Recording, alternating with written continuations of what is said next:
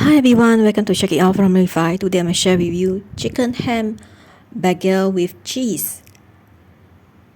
And here is for the breakfast, 2 plain bagel.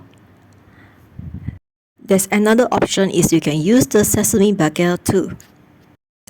And here is 1 slice of chicken ham and 1 slice of cheese. Toast for 3 minutes. And here you can enjoy your breakfast meal. You can add in chili sauce, parsley,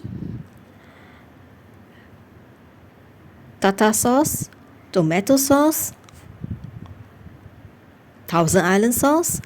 It's of your choice, and enjoy your breakfast with this wholesome bagel.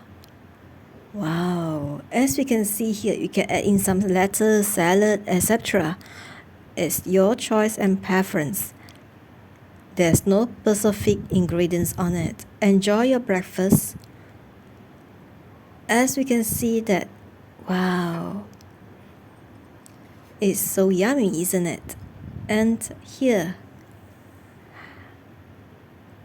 you can put in on the center of the bagel chili sauce,